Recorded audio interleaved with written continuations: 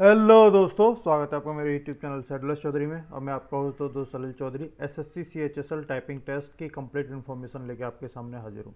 तो अभी सीएचएसएल 2019 का डिस्क्रिप्टिव पेपर हुआ कल, और बहुत एस्पिरेंट्स ने दिया और बहुत कुछ लोग डिसअपॉइंट हो गए, कुछ लोग जो भी है। अब ओवरऑल जैसा भी एक्सपीरियंस रहा हो, तो अब आगे क्या करना चाहिए, स्किल टेस्ट की क्या क्या आपकी पूरी इन्फॉर्मेशन में प्रोवाइड कराऊंगा। हर चीज़ कितनी परसेंट एरर होती है, क्या कितने की डिप्रेशन पर होते हैं, उसका टाइमिंग कितना आपको दिया जाता है, टाइपिंग टेस्ट की जो थीम है वो क्या रहने वाली है, परसेंट एरर कितनी एक्सेप्टेबल है, फुल मिस्टेक्स क्या होते हैं, हाफ मिस्टेक्स क्या होते हैं, और कब हमें स्टार्ट कर देना चाहिए, बेस्ट टाइपिंग ट्यूटर्स बिगिनर्स के लिए, और एस एस टीसीएस थीम वाले सारी चीज़ की मैं कंप्लीट इन्फॉर्मेशन इस वीडियो में प्रोवाइड कराने वाला हूँ। ठीक है दोस्तों, तो टाइम वेस्ट किए मैंने स्टार्ट करते हैं। तो सबसे पहले क्या हमें कब से और क्या हमें स्टार्ट कर देनी चाहिए। देखिए, ये मैं पिछली वीडियो में भी बोल चुका हूँ, फिर दोबारा से बोल दे रहा हूँ कि अगर आपने प्रीलिम्स में 159 पॉइंट समथिंग जो गई है, अगर उतना भी स्कोर किया है, चाहे आपका हॉरिबल एग्जाम भी गया है, तभी भी आपको टाइपिंग स्टार्ट कर देनी चाहिए। ठीक है दोस्तों, बिना टाइम वेस्ट किए स्टार्ट कर देनी चाहिए। अब कैसे कैसे करनी चाहिए और कैसे नहीं वो बता रहा हूँ। चाहे आपका अच्छा गया है, चाहे आपका कितना भी हॉरिबल गया है, आपको स्टार्ट कर देनी चाहिए, क्योंकि आपको ज़्यादा टाइम देना नहीं है। मॉर्निंग में 30 टू 40 मिनट्स और इवनिंग में 30 टू 40 मिनट्स, इतना इतना भी अभी से देते रहेंगे, आप बहुत स्मूथली इसको क्लियर कर जाएंगे। चलिए दोस्तों, आगे बढ़ते हैं। टाइपिंग टेस्ट या स्किल टेस्ट कह सकते हो, ये टीयर 3 भी कहते हैं इसे। स्किल टेस्ट या टाइपिंग टेस्ट दोनों के लिए अलग अलग होता है। इसमें जो सबसे हर एक आपके जो रीजनल ऑफिसेज होंगे एसएससी के, वहाँ पे आपकी टाइपिंग टेस्ट होगी। और ऑफिशियली पहले तो एसएससी अपने ऑफिस में करवाती थी या वो, फिर उन्होंने वेंडर्स लेने स्टार्ट किए तो अभी जो टीसीएस ने करवाया था सीएचएसएल 2018 और सीजीएल 2018 का, उसके बेस्ड इन्फॉर्मेशन पे मैं रखूँगा यहाँ पे वीडियो। ठीक है, तो उसमें ये आपको टीसीएस के जो अलग अलग सेंटर्स हैं जहाँ पे आपने एग्ज़ाम दिए हैं अपने प्रीलिम्स मेंस के सब, और सीजीएल के वालों के लिए और सीएचएसएल वालों के प्रीलिम्स का जहाँ पे आपने ऑनलाइन एग्जाम दिया था, वहीं पे उन्हीं कंप्यूटर्स पे बैठ के आपकी टाइपिंग टेस्ट होती है। ठीक है दोस्तों, इसके अलावा ये ध्यान रखना है, क्वालिफाइंग होता है बस ये। और इसमें जो एरर आपकी काउंट की जाती है वो 2 डेसिमल तक होती है। इसका मतलब ये है कि जैसे आपकी एरर होगी 5.68, तो ये 68% तक, यहाँ तक आपकी एरर वो करेंगे कैलकुलेट। ठीक ठीक है दोस्तों, क्योंकि अब कितनी परसेंट होती है वो मैं बता रहा हूँ आपको। हाँ तो दोस्तों, जो स्किल टेस्ट है उसमें जो डाटा एंट्री ऑपरेटर का जो होगा, तो इसमें आपको 8000 की डिप्रेशन के हिसाब से जो बताया जाएगा वो किया जाएगा। और जो टेस्ट होगा ये 15 मिनट का होगा, जिसमें 2000 से 2200 की डिप्रेशन होंगे।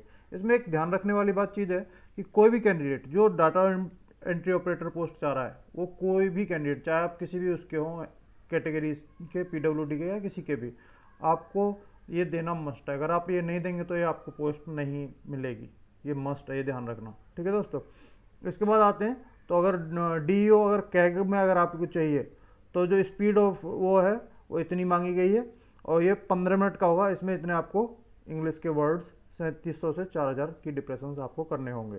ठीक है दोस्तों, बाकी जो और 5 मिनट का कंपनसेटरी टाइम दिया जाएगा जो भी स्क्राइब जिन्होंने ऑप्ट किया है उनके लिए, तो उनके 15 की जगह पर 20 मिनट का होगा टेस्ट। ठीक है दोस्तों, आगे बढ़ते हैं।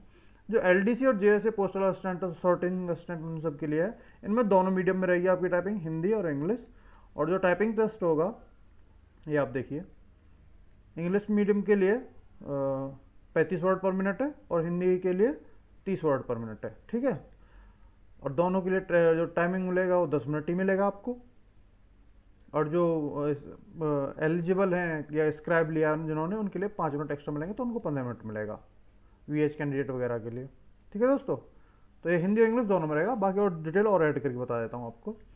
तो स्किल टेस्ट है ये, एलडीसी के लिए 10 मिनट है, 35 वर्ड पर मिनट मांगिए, 1750 की डिप्रेशन करने होंगे। डीईओ के लिए 27 वर्ड पर मिनट, 2000 की डिप्रेशन।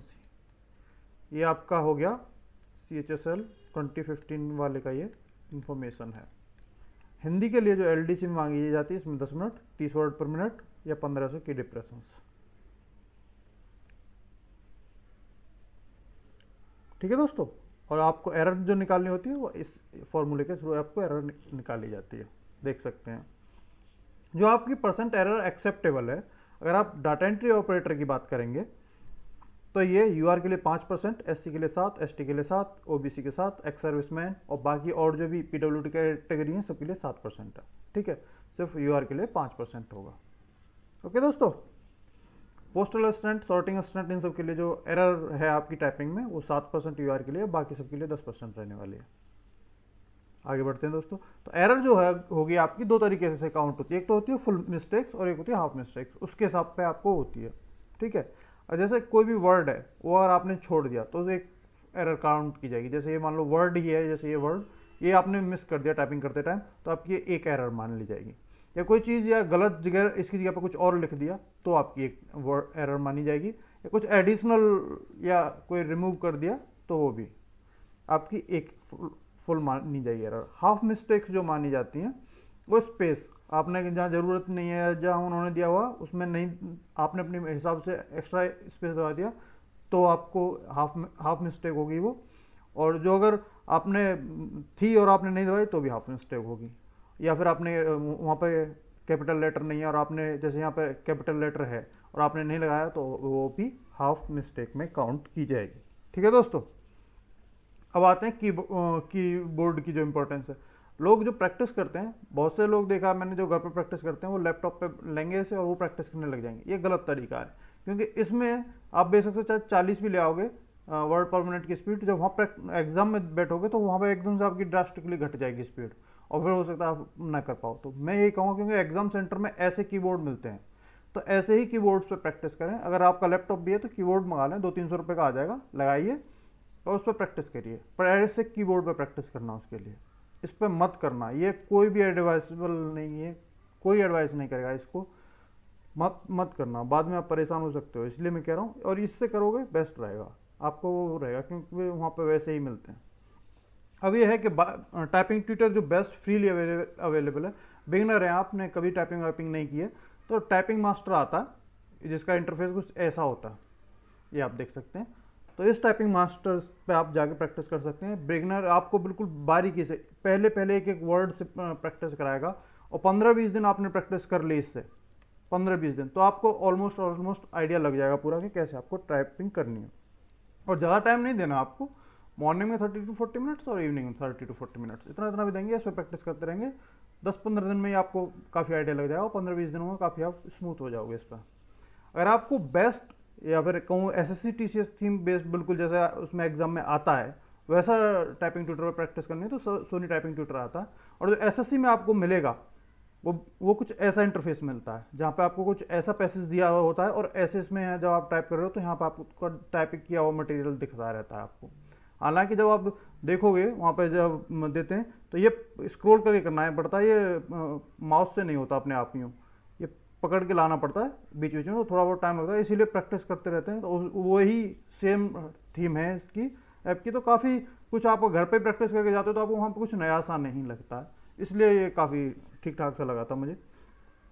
इसके अलावा डेली प्रैक्टिस की इंपॉर्टेंस बहुत है और आपको बहुत नहीं देना, 30-40 मिनट देंगे ना शुरू में थोड़ा सा डिफिकल्टी होगी, बट धीरे धीरे करते रहेंगे। आप यकीन मानो 1 महीने में अच्छे मतलब किसी ने कभी भी नहीं टाइपिंग की होती ना, 1 महीने में वो भी प्रैक्टिस करके सुबह शाम आधा 1 घंटे वो भी निकाल के आ जाते हैं। तो इसमें ऐसा कुछ डरने या घबराने वाली बात नहीं है और आप अभी से करेंगे बहुत आसानी से बहुत अच्छा हो जाएगा। ठीक है दोस्तों, इसके अलावा बस यही बोलूँगा कि ये मत करना कि पूरे दिन बस आप टाइपिंग ही टाइपिंग कर रहे हो।